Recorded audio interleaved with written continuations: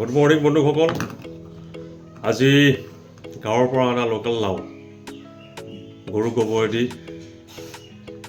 হোৱা লাও আজি মোৰ ভাইটি এজনে গাঁৱৰ পৰা আনি দিছে। একদম কোমলীয়া লাও দেখা পাইছে।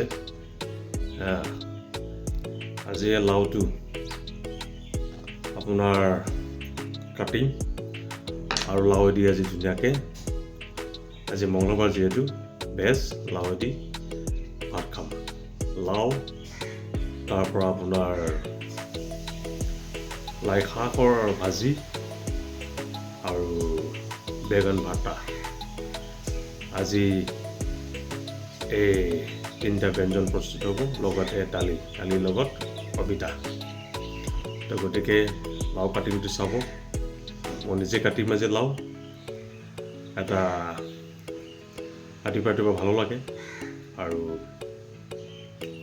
আপোনাৰ নিজে কৰিলে কামবিলাক ভাল লাগে।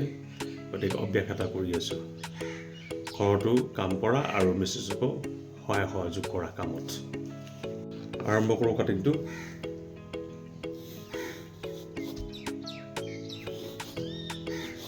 চেলাই আছোঁ।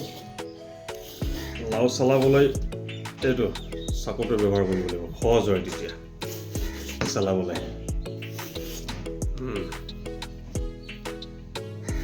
গতিকে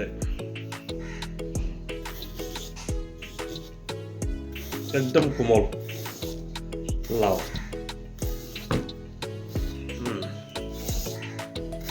একদম সহজ।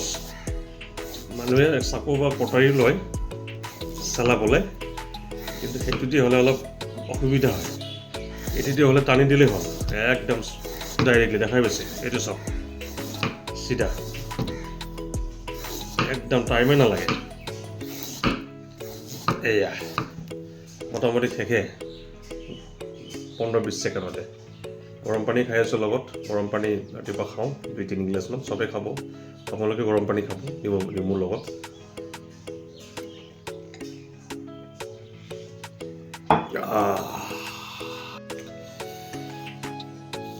কম সময়ৰ ভিতৰত চেলাই পেলাই এই চাকুটোৱে। এইটো মানুহে ইউজ নকৰে ঘৰত, মই দেখা নাপাওঁ। খালি চাকু বা কটাৰী বা বটিয়েদি চাফা কৰে, চেলাই দিয়ে লাওটো সাধাৰণতে। এইটো দি চেলালে লাওৰ বাকলিটো কম যায় আৰু লাওটো পৰিমাণ বেছিকৈ থাকে, একদম পৰিমাণ বেছিকৈ থাকে। আৰু কিছুমান বেংগলী সম্প্ৰদায়ৰ মানুহে লাওৰ বটিয়েদি চেলাই বাকলিটো, কিন্তু তেওঁলোকে বাকলিটো সদব্যৱহাৰ কৰে। আকৌ তেওঁলোকে বাকলিটো লগত ভাজা এটা বনাই দিয়ে, শুকান মাছ দি পেলাই। সেইটো আমাৰ মানুহে আকৌ নকৰে। আকৌ শুকান মাছৰ লগত লাওৰ বাকলিৰ ভাজাটো বহুত ভাল লাগে। পানীলাও হওক বা আপোনাৰ কি বোলে ৰঙালাও হওক, এইবিলাকৰ বাকলি দি ভাজা, ধুনীয়া ভাজা এটা হয়। কিন্তু আমাৰ মানুহবিলাকে সেইটো কৰিব নাজানে। গতিকে চাই থাকিব। দেখিছে ন কিমান পাতল একদম দেখিছে বাকলিটো, একেবাৰে পাতল। বাবা ৰামদেৱ ক'লেতো এইটো বাকলিটোও জুচ বনাই দিলেহেঁতেন। এটা আমি ৰামদেৱৰ নিচিনা জুচ বনাব নোৱাৰোঁ। তো গতিকে বাকলিৰ জুচো খায় মানুহবিলাকে। লাওৰ জুচ মানে বাকলিও জুচ খায়নে বাকলিৰ জুচ? নাখায় কিয় জুচ খায়? তো গতিকে লাওটো কাটিং কৰা আৰম্ভ কৰিলোঁ।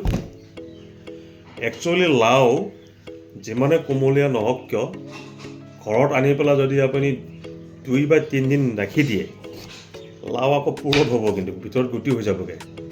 তো গতিকে লাও গছৰ পৰা ছিঙাৰ দিনাখনে খালে বেছি ভাল, নহ'লে এদিনৰ বা ওপৰত ৰাখিব নালাগে, গুটিবিলাক পুৰঠ হয়। কিন্তু মোৰ লাওটো ৰখা 2 দিন হ'ল, কিন্তু মোৰ ভাগ্য হ'ল চাওক, একদম কোমল আছে লাওটো, একেবাৰে কোমল।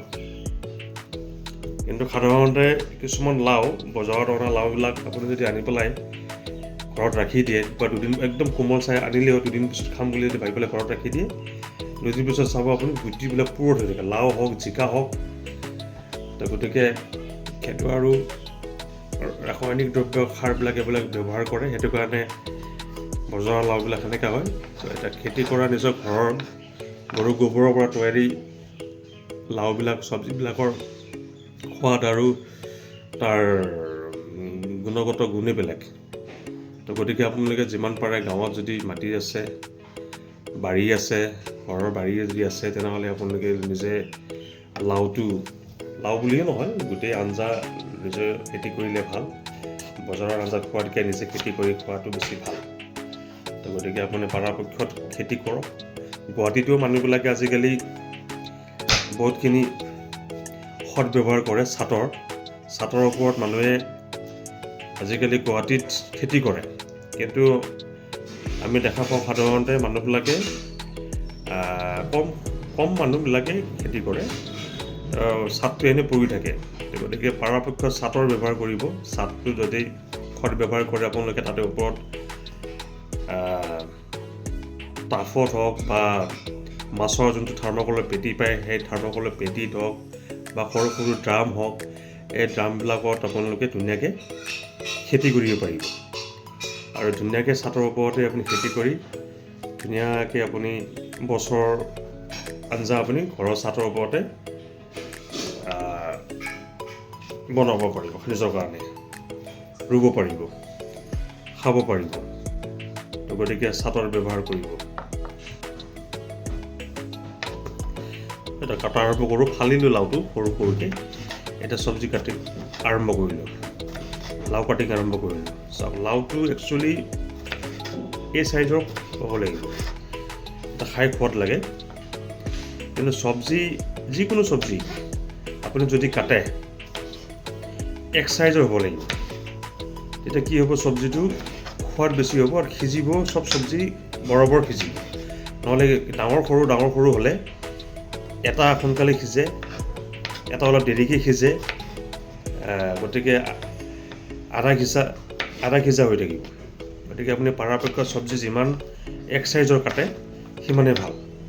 যিকোনো চব্জি আপুনি এক চাইজৰ কাটিলে বঢ়িয়াকৈ সিজিব আৰু আপোনাৰ খায়ো ভাল লাগিব আৰু দেখিয়ে ভাল লাগিব। আপোনালোকে দেখা পায় ৰেষ্টুৰেণ্টবিলাকত বা হোটেলবিলাকত দেখাই পায় আপোনাৰ চব্জিবিলাক এক চাইজৰ কাটিং কৰে, কিন্তু আমাৰ ঘৰত নকৰে, সাধাৰণতে বহুত মানুহে নকৰে। গতিকে পৰাপক্ষত আপুনি চব্জিবিলাক এক চাইজৰ কৰাটো চেষ্টা কৰিব ঘৰত। এইটো চাওক, মই এক চাইজৰ কাটিলোঁ, ইমান ধুনীয়াকৈ। এইটো চাওক, এক চাইজৰ হ'ল গোটেইখিনি চব্জি। তো গতিকে এনেকৈ এক চাইজৰ চব্জি কাটিলে আপোনালোকে সোৱাদ জুতি পাব। লাওৰ কিছুমান গুণ আছে। লাও মানুহে খোৱাটো অতি ভাল বুলি ভাবোঁ। লাও খালে আপোনাৰ প্ৰেছাৰ কণ্ট্ৰল হয়, পেট ঠাণ্ডা হয়, কিন্তু লাওত যথেষ্ট পৰিমাণৰ পানী থাকে। চুগাৰ কণ্ট্ৰলত ৰাখে প্ৰেছাৰে। তো বহুতখিনি উপকাৰী গুণ আছে লাওৰ। গতিকে আপুনি পৰাপক্ষত লাও খোৱাটো চেষ্টা কৰিব। সেইবুলি সদায় নহয়, সপ্তাহত 2-এবাৰ লাও খাব। ছিজনেল লাও, ছিজনৰ ফল যেনেকৈ আমি খাওঁ সেনেকৈ ছিজনত লাও খাব। আৰু এটা কথা, লাওটো ঠাণ্ডা দিনত বৰালি মাছৰ লগত বনাই খালে খুব ভাল লাগে খাবলৈ। কিয়নো বৰালি মাছ আনি পেলাই ৰাতি আমি গাঁৱত থাকোঁতে সৰুতে লাওৰ লগত বৰালি মাছ বনাই দিওঁ ৰাতি, আৰু ৰাতিপুৱা আমি খাওঁ। আৰু এই যিবিলাক ভাত থাকি যায় ৰাতি, সেই ভাতটো ভাজি পেলাই বৰালি মাছৰ লগত খাওঁ, তেতিয়া লাও নাথাকে, ৱাও হৈ থাকে লাওটো। তো গতিকে লাওটো ৱাও কৰি খাবলৈ হ'লেও সেনেকৈ এটা ছিষ্টেমত খাব পাৰিব ৰাতি। এইটো মই লাও খোৱা নাই দেই, কিন্তু এইটো মই মধুৰিআম খাই আছোঁ। লাও বুলি নাভাবিব আকৌ, মধুৰিআম এয়া খালি দিছোঁ ফ্ৰুটছবিলাক।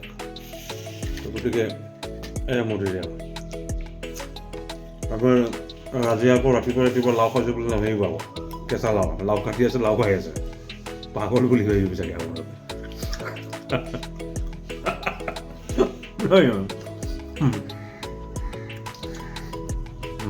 গতিকে আমাৰ বিহুটো গৰু বিহুত বহাগ বিহুত যেতিয়া গৰু বিহু হয় তেতিয়াও লাওকো প্ৰথম স্থান দিয়া হৈছে লাও খা বেঙেনা খা দিনে দিনে বাঢ়ি যা মা সৰু বাপেক সৰু তই সেইবোৰ বৰ গৰুকো তাৰমানে আপোনাৰ আশীৰ্বাদ দিবলৈ লাওকে প্ৰথম স্থান দিয়া হৈছে গতিকে লাও আমাৰ অসমৰ অতি প্ৰিয় চব্জি হয় ধন্যবাদ লাও কাটিংটো চলি আছে বহুত ঢেৰ আছে কাটিবলগীয়া তো গতিকে আজি ইমানতে সামৰণি মাৰিলোঁ আকৌ লগ পোৱাৰ প্ৰতিশ্ৰুতিৰে আজিৰ দিনটো চবৰে শুভ হওক আৰু মংগলময় হওক আৰু আপোনালোকৰ দীৰ্ঘায়ু কামনা কৰিলোঁ ধন্যবাদ